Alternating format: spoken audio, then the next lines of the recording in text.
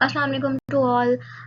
आज हम लोग जो सैम्पलिंग टेक्निक को डिस्कस करेंगे वो है स्ट्रैटिफाइड सैम्पलिंग। स्ट्रैटिफाइड सैम्पलिंग को आज हम डिटेल में डिस्कस करेंगे कि हम इसको क्यों यूज़ करते हैं और इसके क्या स्टेप्स हैं जिसको हम लोग यूज़ करते हुए अपना सैम्पल साइज सेलेक्ट करेंगे और इसके क्या एडवांटेजेस हैं और कब कब ये स्ट्रैटिफाइड सैम्पलिंग जो है वो ज़्यादा यूज़फुल होती है हमारी स्टडी के अंदर। तो चलते हैं लेक्चर की तरफ। तो लेक्चर को स्टार्ट करने से पहले जिन लोगों ने अभी तक मेरे चैनल को सब्सक्राइब नहीं किया उन सबसे रिक्वेस्ट है कि वो मेरे चैनल को सब्सक्राइब कर दे और बेल आइकॉन को क्लिक कर दे ताकि हम लोग रोज़ रोज़ मिलते रहें और एक दूसरे की नॉलेज को इंक्रीज कर सके। चलते हैं लेक्चर की तरफ।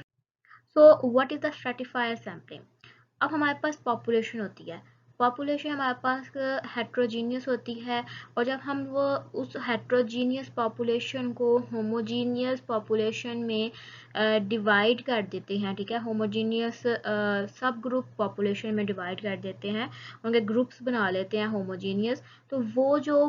प्रोसीजर होता है ना उसको हम लोग स्ट्रैटिफाइड कहते हैं। ठीक है, कि हम लोग हेट्रोजीनियस पॉपुलेशन को करेक्टरिस्टिक्स के लिहाज से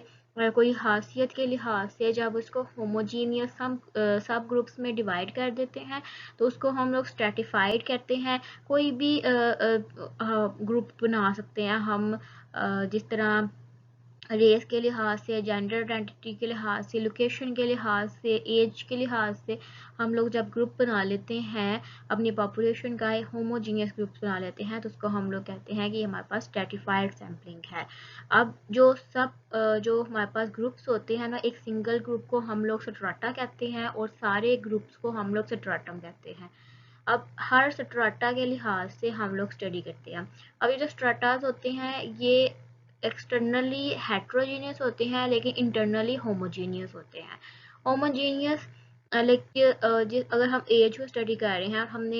एज में कहा कि 18 इयर्स ओल्ड का एक हमने ग्रुप बनाया, तो उस एक ग्रुप में सारे के सारे जो मेंबर्स होंगे, जितने भी उसके यूनिट्स होंगे, वो सारे 18 ईयर ओल्ड ही होंगे, ना उससे ज़्यादा बड़ा होगा ना उससे ज़्यादा कम होगा। तो यानी जितने भी मेंबर्स होंगे उस ग्रुप के वो होमोजीनियस होंगे, लेकिन एक ग्रुप दूसरे ग्रुप से हेट्रोजीनियस होगा लेकिन इंटरनली वो होमोजीनियस होगा। तो रिसर्चर्स जो हैं वो स्ट्रैटिफाइड सैम्पलिंग पे तब जाते हैं जब उनके पास पॉपुलेशन में करैक्टरिस्टिक्स ज़्यादा हो, क्योंकि अब जब हम लोग सिंपल रैंडम सैम्पलिंग करते हैं तो वहाँ पर हमारे पास पॉपुलेशन जो होती है वो हेट्रोजीनियस होती है, क्योंकि हर तरह के लोग जो हैं वो हमारे पास मौजूद होते हैं। लेकिन जब हमने किसी एक खास करैक्टरिस्टिक पे स्टडी करनी होती है तो हम फिर जो है स्ट्रैटिफाइड सैम्पल की तरफ जाते हैं, क्योंकि ये हमें फ़र्क बताती है एक ग्रुप का दूसरे ग्रुप के लिए। हम ये भी कह सकते हैं कि जब स्ट्रैटिफाइड सैम्पलिंग हम तब यूज़ करते हैं जब हमने कंपैरिजन करना हो अपनी पॉपुलेशन का, यानी एक ग्रुप पॉपुलेशन का दूसरे ग्रुप पॉपुलेशन से कंपैरिजन करना हो तो हम लोग स्ट्रैटिफाइड सैम्पलिंग का यूज़ करते हैं। तो स्ट्रैटिफाइड सैम्पलिंग में हम जब ग्रुप्स बनाते हैं वो करैक्टरिस्टिक्स के लिहाज से बनाते हैं, यानी और एक करैक्टर का जो बंदा है वो एक ग्रुप में ही लाइक करे और एक जो बंदा एक ग्रुप में लाइक कर रहा है वो दूसरे ग्रुप में नहीं जा सकता, यानी कि एक मेंबर एक ही ग्रुप में होगा। अगर 18 ईयर ओल्ड वाला बंदा ग्रुप 1 में है तो वो ग्रुप 1 में ही रहेगा, ग्रुप 2 में नहीं जाएगा। तो एक ही बंदा एक जैसे करैक्टरिस्टिक वाले जो होमोजीनियस करैक्टरिस्टिक वाले बंदे हैं हम उनको एक ग्रुप में ऐड करेंगे और इस तरह हम अपनी हेट्रोजीनियस पॉपुलेशन को जब होमोजीनियस पॉपुलेशन में डिवाइड करते हैं, जिस प्रोसीजर को हम लोग स्ट्रैटिफाइड सैम्पलिंग कहते हैं। तो स्ट्रैटिफाइड रैंडम सैम्पलिंग को हम लोग किस तरह से कैरिड आउट करते हैं। जो स्ट्रैटिफाइड रैंडम सैम्पलिंग है उसमें हम लोग जिस अपनी हेट्रोजीनियस पॉपुलेशन को होमोजीनियस सब ग्रुप्स में डिवाइड कर देते हैं और वो ग्रुप्स जो हैं वो इंटरनली होमोजीनियस होते हैं बट एक्सटर्नली हेट्रोजीनियस होते हैं वो ग्रुप, यानी ग्रुप 1 जो है वो ग्रुप 2 से डिफरेंट होगा, ग्रुप 2 और ये ग्रुप 1 ग्रुप 2 ग्रुप 3 से डिफरेंट है, और इस तरह ये चारों ग्रुप जो हैं एक दूसरे से एक्सटर्नली डिफरेंट है। क्योंकि ग्रुप 1 में हम लोग अगर एज के करैक्टरिस्टिक्स को रख रहे हैं, ग्रुप 2 में हम लोग एजुकेशन को रख रहे हैं, ग्रुप 3 में हम लोग रख रहे हैं फॉर एग्जांपल डिग्री रख रहे हैं, या ग्रुप 4 में हम लोग सेमेस्टर वाइज रख रहे हैं, तो हर जो ग्रुप है वो दूसरे ग्रुप से डिफरेंट होता है। लेकिन इंटरनली वो होमोजीनियस होता है। जिस तरह हम अगर स्टडी कर रहे हैं कि हमने सेमेस्टर वाइज देखना है कि इनके पास इनके सब्जेक्ट की कितनी नॉलेज है, तो ऑब्वियसली बात है ग्रुप 1 में अगर हम लोग सेमेस्टर 1 को रखते हैं, ग्रुप 2 में सेमेस्टर सेकंड रखते हैं, ग्रुप 3 में थर्ड एंड ग्रुप 4 में फोर्थ रखते हैं, तो जो हर सेमेस्टर वाइज अगर हम देखते हैं तो जो फर्स्ट सेमेस्टर के स्टूडेंट्स होंगे उनकी जो नॉलेज होगी वो फर्स्ट सेमेस्टर के लिहाज से होगी, उनकी एज सेम होगी, उनकी मेंटालिटी सेम होगी, उनकी जो है एक दूसरे की मतलब फ्रेंडली नेचर होगी आपस में, क्योंकि वो ग्रुप 1 में फर्स्ट सेमेस्टर है और उनके सब्जेक्ट के जो बारे में जो नॉलेज है वो भी सेम होगी, उनको इतनी नॉलेज नहीं होगी सब्जेक्ट के बारे में, तो वो ग्रुप 1 में आ गए और ग्रुप 2 में सेकंड सेमेस्टर चला गया, तो ग्रुप 2 में वो वाले स्टूडेंट्स आ गए जिनकी उनको ज़रा थोड़ी ज़्यादा इंफॉर्मेशन होगी सब्जेक्ट से रिलेटेड, ठीक है, उनकी एज भी जो है 1 साल आगे चली गई होगी और उनके जो करैक्टरिस्टिक्स हैं वो चेंज हो गए होंगे। इस तरह हमने करैक्टरिस्टिक कर ली, तो वो जो सेम ग्रुप है वो मतलब सेमेस्टर 1 की जो सेम ग्रुप है वो ग्रुप 1 में होमोजीनियस था, लेकिन वो ग्रुप 2 से डिफरेंट था क्योंकि वो सेमेस्टर 2 चला गया और जो सेमेस्टर 2 है वो सेमेस्टर 1 से डिफरेंट है। तो इस तरह हमने कर लिया और फिर हमने अपने क्वेश्चंस के आंसर लेने के लिए सिंपल रैंडम सैम्पलिंग के ज़रिए चारों ग्रुप्स में से चारों ग्रुप्स को हमने यूज़ करना है। हर ग्रुप में से हमने सिंपल रैंडम सैम्पलिंग के ज़रिए डाटा निकालना है और उससे एनालिसिस का नाम दिया। हर ग्रुप में से हमने सिंपल रैंडम सैम्पलिंग की और वहाँ से अपनी मर्ज़ी से जितने मर्ज़ी मेंबर जो हैं उनको सिलेक्ट कर लिया एज अ सैम्पल, ताकि हम उनको स्टडी कर सकें, उनके रिस्पॉन्सेज को देख सकें और अपनी जो रिसर्च है उस पर कैरी ऑन कर सकें। ये होती है स्ट्रैटिफाइड रैंडम सैम्पलिंग के हम लोग होमोजीनियस पॉपुलेशन को हेटेरोजीनियस सब ग्रुप्स में डिवाइड करते हैं और फिर सिंपल रैंडम सैम्पलिंग के ज़रिए हर ग्रुप में से सैम्पल को सिलेक्ट करते हैं और उसको अपनी स्टडी में यूज़ करते हैं।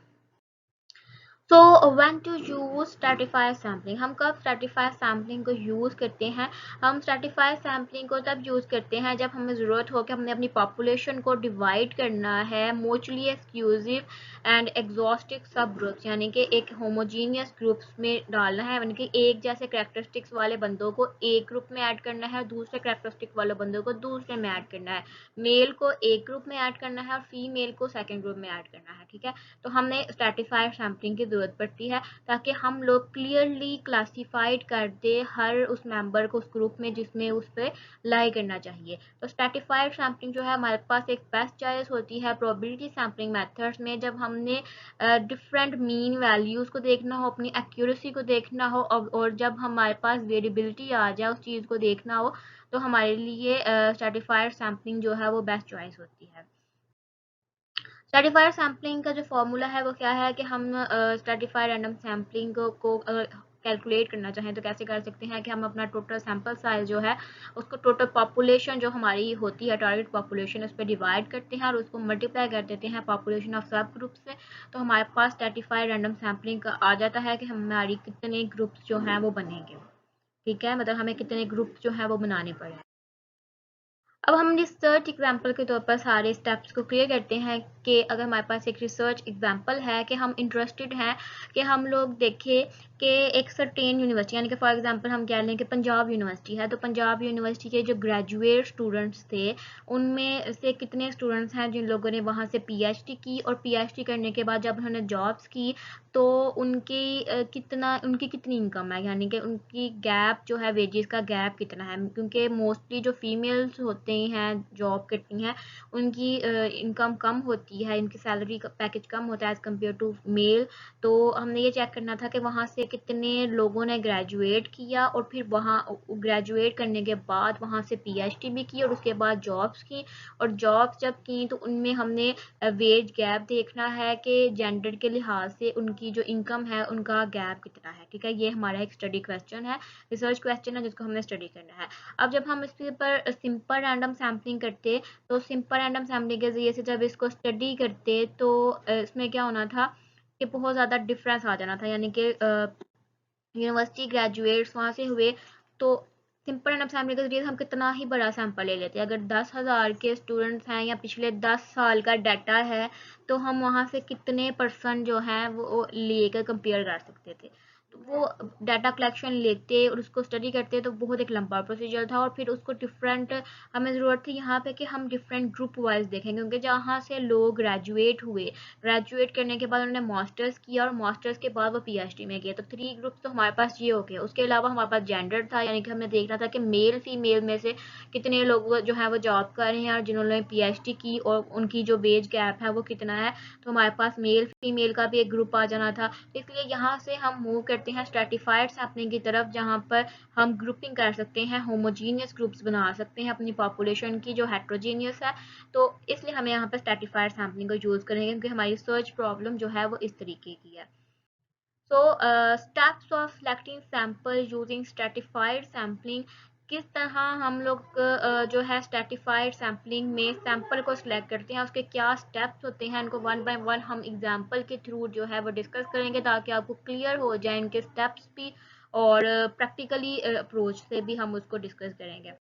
तो सबसे पहला स्टेप है हमारे पास कि डिफाइन योर पॉपुलेशन एज सब ग्रुप्स के। सबसे पहले जो हम सैंपल साइज को सिलेक्ट करने से पहले करते हैं वो हम होता है कि हम अपनी पॉपुलेशन को क्लियरली डिफाइन करेंगे, हमारी पॉपुलेशन क्या है और हमने कैसे वहाँ से जो है वो सैंपल सेलेक्ट करना है। तो अपनी पॉपुलेशन क्लियरली डिफाइन करने के अलावा सर्टिफाइड सैम्पलिंग में हम अपने सब ग्रुप्स भी देखते हैं, यानी कि हमारे कौन कौन से करेक्टरिस्टिक्स हैं जिसके ऊपर हम ग्रुप्स बना सकते हैं, तो उन ग्रुप्स को भी हम लोग जो है वो देखते हैं। और करेक्टरिस्टिक्स जो हम चूज करते हैं स्ट्रेटिफिकेशन के लिए कि हमें कितने हमारे पास करेक्टरिस्टिक्स हैं और हमारे पास कितने पॉसिबल जो है वो स्ट्राटा बनेंगे, यानी कि अगर हमारे पास जेंडर है मेल फीमेल में हम देखना चाहते हैं कि हमारे कम्युनिटी में कितने मेल या कितने फीमेल हैं, तो वो हमारे पास 2 स्ट्राटास बन जाएंगे, एक मेल का और एक फीमेल का। तो करेक्टरिस्टिक जो है वो एक भी हो सकता है, 2 भी हो सकते हैं, 3 4 भी हो सकते हैं, आपकी मर्जी है कि उसके कितने करेक्टरिस्टिक्स हों और आपको उसके कितने स्ट्राटास बनाने हैं। तो उससे हम अपनी पॉपुलेशन को सबसे पहले क्लियरली डिफाइन करें और अपने करेक्टरिस्टिक्स को डिफाइन करें, और ताकि हम अपनी जो रिसर्च है उसको कैरी ऑन कर सकें।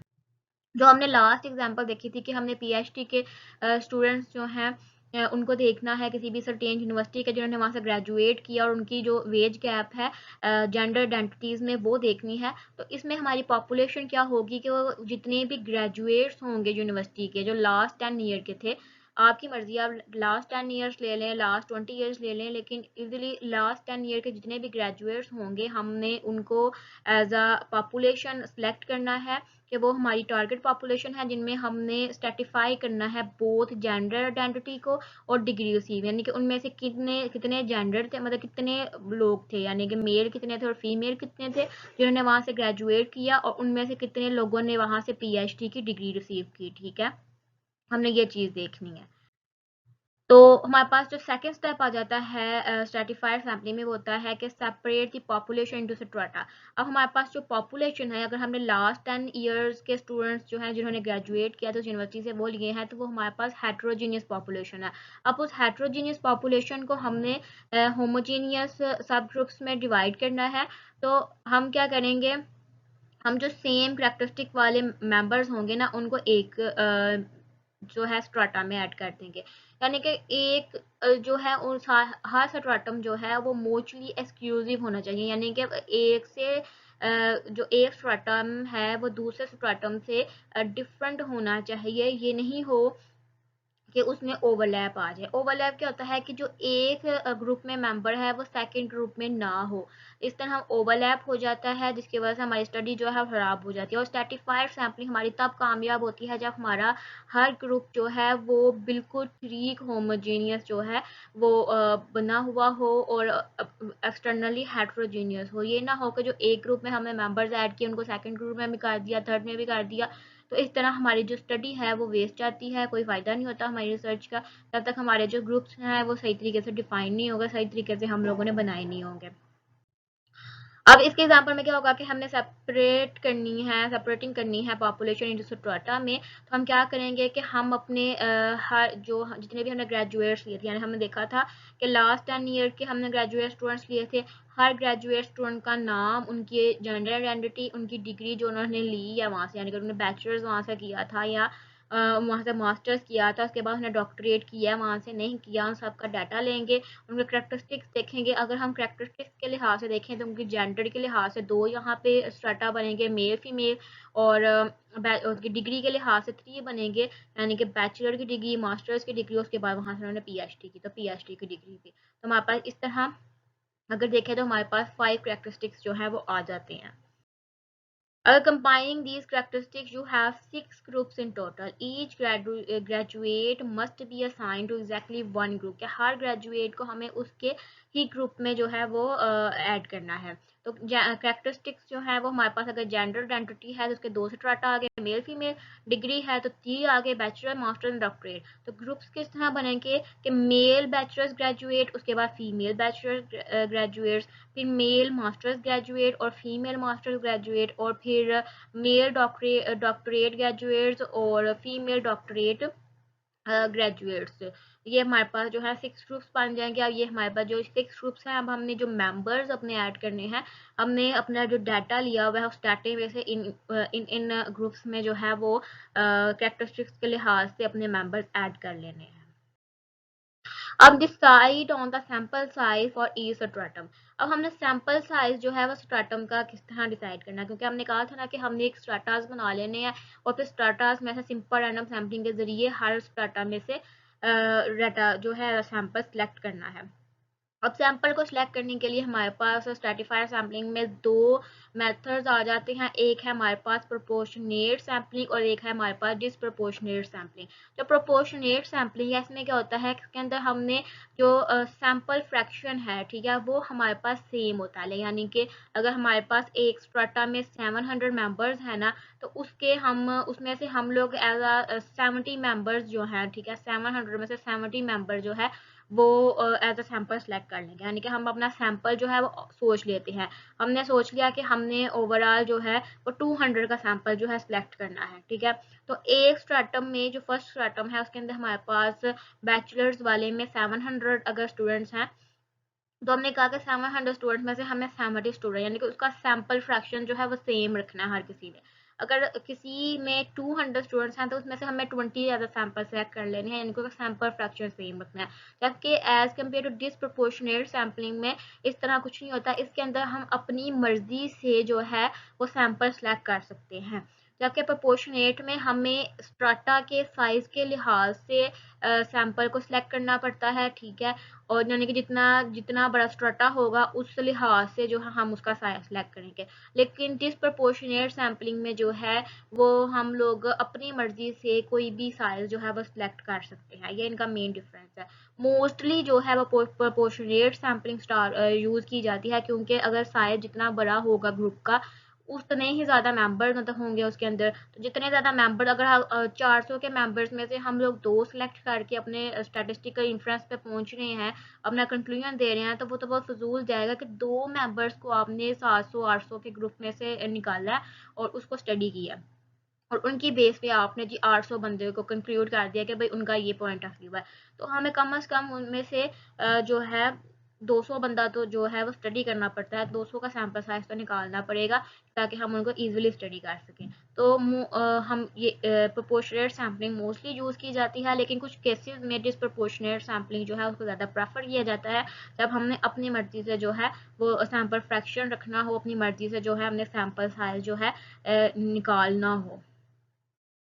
अब सैंपल साइज को कैसे करना है सिलेक्ट, कि अब हमने अपना टोटल सैंपल साइज डिसाइड करना है कि हमने एक्चुअली में कितना सैंपल साइज जो है रखना है। अगर हम देखना है कि हमने 4 ग्रुप्स बना लिए, यानी कि हमें 6 ग्रुप्स पीछे बनाए हैं ना, तो 6 ग्रुप्स बना लिए, तो 6 ग्रुप्स में से हम कहते हैं कि कम से कम जो है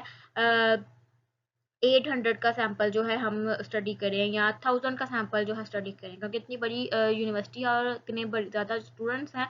और हम कहते हैं कि वहाँ से हम 8 या 600 का जो है कम से कम कह लेंगे 1000 का ही सैंपल साइज हम कह लेंगे हम लोग स्टडी करें, जिस पर हम अपना स्टैटिस्टिकल कंक्लूजन जो है उसको ड्रा करें हर सब ग्रुप के बारे में। अब ये आपको पता है कि आपने कितना मार्जिन ऑफ एरर रखना है या कितना कॉन्फिडेंस इंटरवल रखना है अपने एस्टिमेटेड साइज के लिए और अपनी पॉपुलेशन के स्टैंडर्ड डेविएशन के लिए। तो हमने सैंपल साइज को हम कैलकुलेट कर सकते हैं, एस्टिमेट कर सकते हैं इजीली।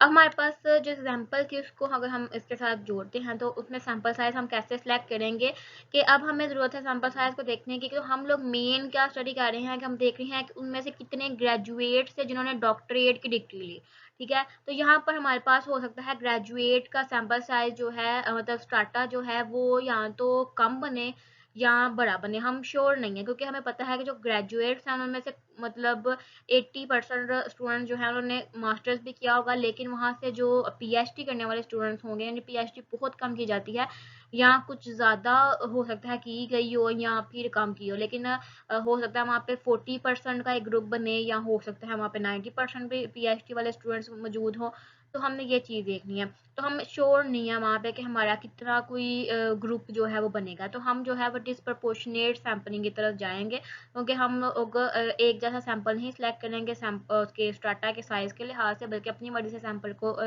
डिसाइड करेंगे। तो इस तरह हमने जो है एक स्मॉल प्रोपोर्शन जो है हर स्टूडेंट पॉपुलेशन में से निकाल लेना है और हमारा जो सैंपल होगा बैचलर डिग्री में से 1/3 यानी कि 0.75 तक होगा, और मास्टर्स में से भी और डॉक्टरेट में से हम थोड़ा सा ज़्यादा कर लेंगे क्योंकि ये हमारा मेन एक क्वेश्चन है जिसको हम स्टडी कर रहे हैं। तो फोर्थ स्टेप आ जाता है हमारे पास कि रैंडमली सैंपल फ्रॉम ईच स्ट्राटम, कि अब हमने स्ट्राटास बना लिए, अब हमने उनमें से सैंपल भी देख लिया कितना हमने सेलेक्ट करना है। अब हमने उनमें से सिर्फ सैंपल को सिलेक्ट करना है सिंपल रैंडम सैम्पलिंग के जरिए से और उनको स्टडी करना है। ठीक है, तो हम ये सिंपल रैंडम सैम्पलिंग ही यूज़ करते हैं जो ज़्यादा प्रेफर की जाती है स्ट्राटा में से डाटे को मतलब मेंबर्स को निकालने की, सैंपल को सिलेक्ट करने की। ठीक है, ये ज़्यादा प्रेफर की जाती है। तो सिंपल रैंडम सैम्पलिंग के ज़रिए से हमने उन 6 ग्रुप्स जो बनाए थे उसमें से रफली अपनी मर्जी के मुताबिक यानी जितना हमने सैंपल फ्रैक्शन रखा था उसके अकॉर्डिंग जो है हमने डाटा को कलेक्ट कर लिया, और उसके बाद हमने जब उनका सैंपल सेलेक्ट कर लिया तो उनके अब देखना है कि हमने उनसे आप अपनी मर्जी के मुताबिक जो हमने क्वेश्चन या बनाया है या जो इंटरव्यू करना है, जिस तरह भी हमने जो सा भी हमने इंस्ट्रूमेंट यूज़ करते हैं उनसे डाटा कलेक्शन करनी है वो कर लेंगे, उनकी जॉब हिस्ट्रीज देख लेंगे, उनकी देख लेंगे उनकी सैलरी कितनी है, और अपने जो इन्वेस्टिगेट क्वेश्चंस हैं उनको इन्वेस्टिगेट करके अपने अननोन क्वेश्चन अननोन आंसर्स जो हैं उनको फाइंड कर लेंगे। अब जो ओवरऑल स्ट्रेटिफाइड सैम्पलिंग है क्या, मतलब ओवर एक फ्रेम में अगर देखेंगे तो स्ट्रेटिफाइड सैम्पलिंग क्या है कि हमारे पास पॉपुलेशन है, एक हेट्रोजीनियस पॉपुलेशन है, उस हेट्रोजीनियस पॉपुलेशन में से हमने होमोजीनियस सब ग्रुप्स बना लेने हैं जिनको हम स्ट्राटा कहते हैं, और फिर उन स्ट्राटास में से हमने रैंडमली सिलेक्शन कर लेनी है, यानी कि हर ग्रुप में से अपनी मर्जी से हमने रैंडमली सिंपल रैंडम सैम्पलिंग के जरिए से डाटा वो कर लेनी है, सिंपल सैम्पल के जरिए से हमने सैंपल सेलेक्ट कर लेना है, वो जो सैंपल हमने सेलेक्ट करना है ओवरऑल उस सैंपल को हमने स्टडी करना है, उनके रिस्पॉन्सेज को देखना है, उस सैंपल से हमने अपने जो क्वेश्चंस हैं उनको इन्वेस्टिगेट करना है। तो स्ट्रेटिफाइड जो सैम्पलिंग है उसके क्या एडवांटेजेस हैं, पोटेंशियल कितने एडवांटेजेस हैं, हम क्यों स्ट्रेटिफाइड सैम्पलिंग यूज़ करते हैं और उसके क्या फ़ायदे हैं हमें। तो स्ट्रेटिफाइड सैम्पलिंग हम तब यूज़ करते हैं जब हमारे पास हमने एक्यूरेसी जो है वो ज़्यादा चाहिए होती है। ठीक है, जब हमने कंपैरिजन करना होता है तब हम जो है वो स्ट्रेटिफाइड सैम्पलिंग यूज़ करते हैं ताकि हम स्ट्राटास बना लें और हमारी जो एक्यूरेसी है वो ज़्यादा आ जाए, क्योंकि जब तक हमें अपनी रिसर्च में एक्यूरेसी चाहिए होती है, वैलिडेशन चाहिए होती है, तो ये इसमें हमारे ज़्यादा चांसेस होते हैं कि इसमें हमारी एक्यूरेसी जो है वो आ जाए, हमारे जो रिजल्ट्स हैं वो आपस में मतलब जब हमारे पास वेरिएबिलिटी कह लें कि ज़्यादा आ रही होती है, यानी कि हेट्रोजीनियस होते हैं और थोड़े से होमोजीनियस होते हैं, तो हमारे पास वेरिएबिलिटी ज़्यादा आ रही होती है, उसकी वजह से भी हम इसको यूज़ करते हैं। और उसके अलावा ये बहुत ज़्यादा ईजी है इसको यूज़ करना, जब हमारे पास हम इसमें छोटे ग्रुप्स पे बना सकते हैं, बड़े ग्रुप्स पे बना सकते हैं, हम मोस्टली अगर मैक्सिमम पॉपुलेशन को स्टडी कर लेते हैं कि जो पॉपुलेशन हम सिंपल रैंडम सैम्पलिंग में स्टडी नहीं कर सकते, क्योंकि कितना ही बड़ा सैम्पल हम उसमें सेलेक्ट कर लें तो हम इसको स्टाटास बना के उनको स्टडी कर लेते हैं मैक्सिमम पॉपुलेशन को, ताकि हमारी जो स्टडी है वो अच्छी हो जाए और हमें अच्छे रिजल्ट जो हैं वो मिल जाए। ठीक है, तो इस लिहाज से जो है हमारी स्ट्रेटिफाइड सैम्पलिंग जो है बहुत ज़्यादा इंपॉर्टेंट होती है। So thank you for watching my videos. मिलते हैं कल एक नए लेक्चर के साथ, एक नई नॉलेज के साथ, एक नई टेक्निक्स के साथ। तो देखने के लिए शुक्रिया। अल्लाह हाफिज़।